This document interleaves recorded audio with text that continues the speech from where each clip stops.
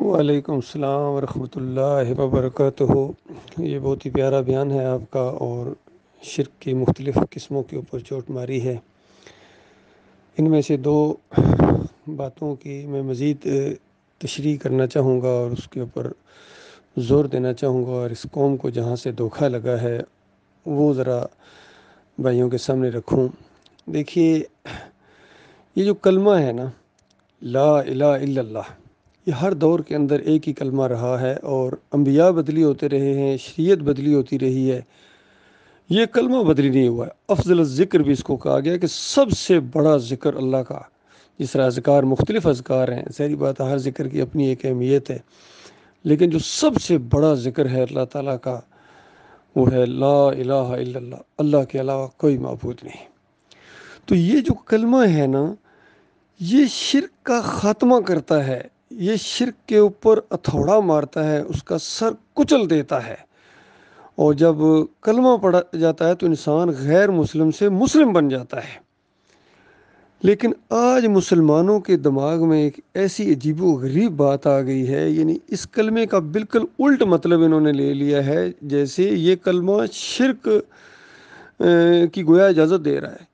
یعنی کلمہ پڑھنے کے بعد یہ شرک جب کرتے ہیں تو کہتے ہیں کلمہ جو پڑھ لیا اب یہ بندہ مشرک کیسے ہے؟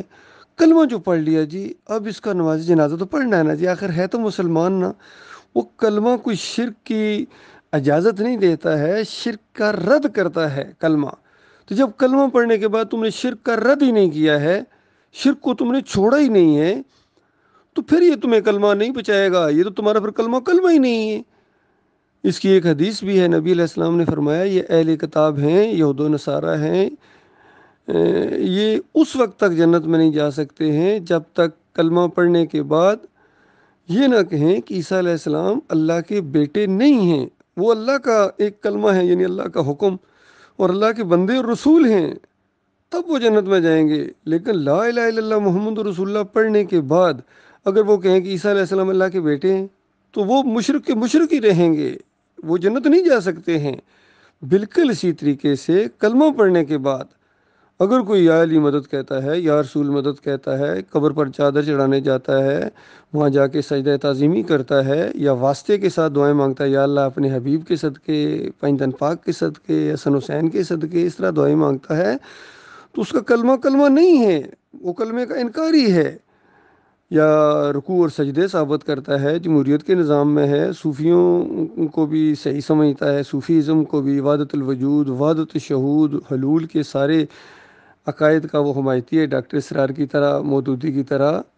یا علی انجینئر کی طرح۔ ان کا شرک تو ہے جی، لیکن کلمہ جو پڑھ لیا جی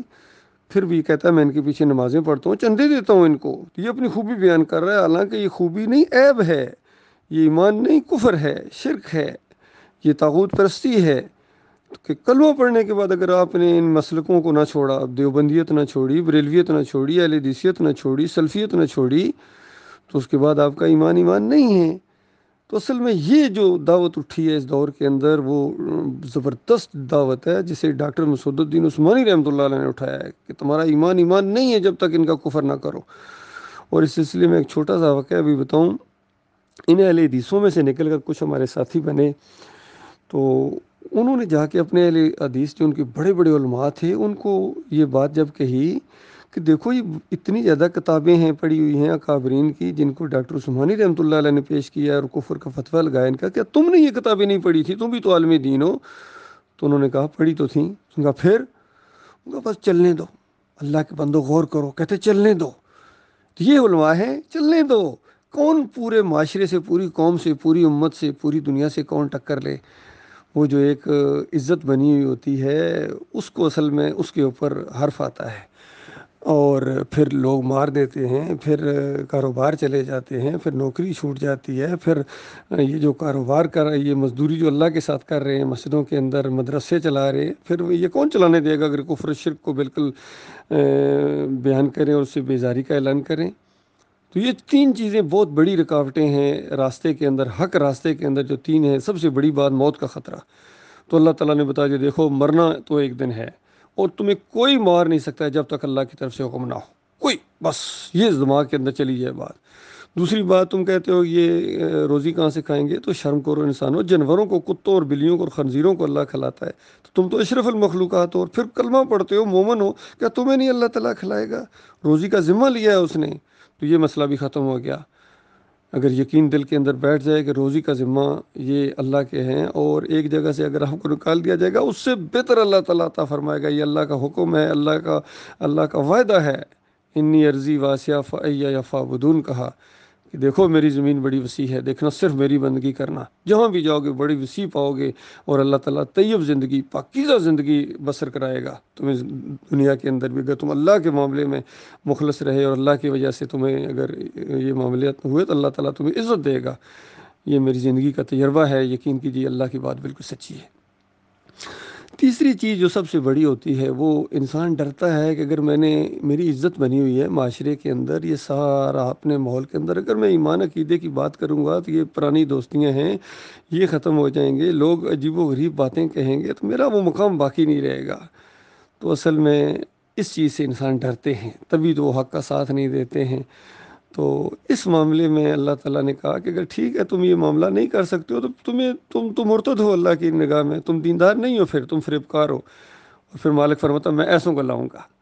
جو اللہ سے محبت کریں گے، اللہ کی محبت کی وجہ سے یہ سب کچھ برداشت کرو، اور پھر اللہ ان سے محبت کرے گا، ایسے مخلص لوگوں سے اللہ ان کو اپنا بنا لے گا۔ اور پھر ایک خوبی ان کی بیان کی کہ وہ لوگوں کی لان تان کی پرواہ نہیں کریں گے، تمہیں اپنی عزت زیادہ پیاری ہے اللہ کی عزت سے، فریب کارو، تمہارے اس فریب کے پردے کو اللہ چاک کرے گا۔ اور مالک فرماتا میں ایسوں کو لاؤں گا جو لاؤں مت اللہ ان سے بے نیاز ہو جائیں گے اور اللہ کے راستے میں جہاد کریں گے، میں ایسوں کو لاؤں گا۔ تو اللہ تعالیٰ لایا ہے ایسوں کو ہر دور کے اندر، اللہ تعالیٰ ہمیں بھی انہی لوگوں میں شامل کرے۔ ہم نے تو بالکل سوچ لیا، جو مرضی کہو، جو مرضی الزامات لگاؤ، جھوٹا کہو، فریبکار کہو، مرتد کہو، باغی کہو، جو مرضی کہو، ہمیں تمہارے ان القابات اور الزامات کی کوئی پرواہ نہیں ہے۔ ہمارا مالک ایک ایک بات کے اوپر ہمیں اجر سے نوازے گا، ہمیں اپنے مالک سے پوری امید ہے۔ ہم نے اپنی جو ہستی میں ہوتی ہے اس کو بالکل پاؤں سے رون دیا ہے، پاؤں کے اندر سے اس کو کچل دیا ہے اپنے مالک کی عزت کے لیے، اپنے مالک کے دین کے لیے۔ تو یہ معاملہ ہے اللہ کے بندو۔ دوسری بات یہ ہوتی ہے کہ دیکھو، یہ لوگوں کے ذہنوں میں یہ چیز آتی ہے اور پھیلاتے ہیں کہ اگر ہم نے اس طرح کفر بالطاغوت کیا، ان بڑے بڑے اکابرین کی سر کچلا، ان کا بالکل پوسٹ مارٹم کیا، تو پھر ان کے ماننے والے ہیں یہ ہماری بات نہیں سنیں گے۔ اچھا، یہ ہماری بات ہی نہیں سنیں گے، پھر کیسے بات دین کی؟ وہ تم دین کی بات تو پیش کرو، تمہیں اس کا مطلب ہے ان کا خیال ہے، اللہ کے دین کا کوئی خیال نہیں کہ اللہ کے دین کا کیا مطالبہ ہے، تم اپنے آپ کو اللہ اور اللہ کے رسول سے زیادہ حکیم سمجھتے ہو، یہ پرابلم ہے۔ پھر تم ابلیس ہو، ابلیس کے راستے پر ہو، ابلیس کے دماغ میں یہی چیز آئی تھی کہ اللہ تعالیٰ نے گویا یہ حکم ہی غلط دیا ہے، یہ طریقہ ہی غلط رکھا ہے، میں اس کے سامنے سجدہ کروں، یہ کیسے ہو سکتا ہے؟ اس کو مٹی سے بنایا گیا، خاک سے، مجھے آگ سے بنایا گیا۔ اس طرح مکالمہ کرنا شروع ہو گیا اور بھول گیا کہ بات کس کے ساتھ ہو رہی ہے، حکم کس کا ہے۔ اس کا حکم ماننا ہی اس کی عبادت ہے۔ اللہ الحکیم رب ہے، اس نے یہ حکم کیوں دیا اللہ بہتر جانتا ہے، اس کی تفصیل نہیں بتائی کہ فرشتوں جھکو آدم کے سامنے، اور ابلیس بھی بیچ میں تھا، یہ کیسے بیچ میں آ گیا اللہ جانتا ہے، نہ نبی علیہ السلام نے اس کی تشریح فرمائی ہے۔ اسی طریقے سے یہ انداز اللہ نے کیوں اختیار کیا ہے، یہ اللہ جانتا ہے۔ یہ اللہ نے ایک ایسا معاملہ رکھا ہے کہ اس چھاننی سے گزرے بغیر جنتیوں کی چھانٹی سارٹنگ نہیں ہوگی، کہ اللہ کا حکم ہے اور اس حکم کو انبیاء نے مانا ہے، تبھی تو دین بالکل کھل کے سامنے آیا ہے، دین کی بات، اریاں بات۔ اور نبی علیہ السلام مکہ کی گلیوں کے اندر یہ آیت پڑھتے ہیں، انکم وما تعبدون من دون اللہ حسب جہنم انتم لہا واردون، کہ جن تو ان باغیوں کو، اپنے بڑوں کو پوجتے ہو اللہ کے مقابلے میں، یہ سارے یہ جہنم کا ایندھن بنے گے، ان کے ساتھ تمہیں جہنم کی آگ کے اندر رہنا پڑے گا۔ تو بتاؤ یہ ڈیلی بات ہے؟ اگر سوچتے کہ پھر لوگ بات کیسے سنیں گے، سنیں یا نہ سنیں کے لئے بات، اللہ نے کہا کہ اللہ جس کو چاہے گا سنوائے گا، آپ ان مردوں کو نہیں سنا سکتے، یہ مردے ہیں گویا، جس طرح مردے نہیں سنتے ہیں اس طرح یہ زندہ جو لاشیں ہیں زمین کے اوپر، یہ تمہاری باتیں نہیں سنتے ہیں، یہ مردوں کی طرح ہیں جو اس دعوت کی طرف نہیں آتے ہیں، ایمان نہیں لاتے ہیں، گویا یہ اللہ کی نگاہ میں مردے ہیں، اور اس کچرے کو ہمیشہ کی آگ کے اندر دھکیل دیا جائے گا۔ اللہ تعالیٰ اس خوفناک انجام سے اپنی پناہ میں رکھے، اور مالک اپنے راستے کے اوپر جمائے رکھے۔ مالک کا احسان ہے، یقین کرو یہ اللہ تعالیٰ نے ہمیں اپنے لیے، اپنے دین کے لیے مخلص کیا، تب ہماری جان بچی، ہم تو پوری طرح لپیٹ میں آ گئے تھے، مالک نے ہمیں اس جال سے نکالا ہے، کفر و شرک کے جال سے پہلے بھی نکالا جب فرقوں کو چھوڑ کے آئے ہیں، اس وقت بھی بڑی سخت معاملہ تھا، لیکن اب تو معاملہ اس سے بھی بڑا سخت تھا کہ ایسوں کے اندر سے مالک نے جو توحید کے نام پر اٹھے تھے، جو ایمان کی دعوت دیا کرتے تھے، ان کے اندر جب شرک آیا، اس سجدہ تعظیمی کا شرک، تو اس کے بعد اللہ تعالیٰ کا بہت بڑا خصوصی انعام ہوا ہے، کیونکہ ہم نے دیکھا بڑے بڑے سمجھے جانے والے، بڑے بڑے عقل مند جن کو سمجھتے تھے ہم بڑے عقل مند ہیں جی، بڑے دانا ہیں، بڑے بزنس مین ہیں جی، بڑے عالم دین ہیں جی، اور بڑا جناب ان سے امیدیں بھی وابستہ تھیں، لیکن ایسے ڈھیر ہوئے ہیں شرک کے سامنے، انہوں نے سرنڈر کر دیا ہے، گھٹنے ٹیک دیے۔ اللہ تعالیٰ اس انجام سے اپنی پناہ میں رکھے۔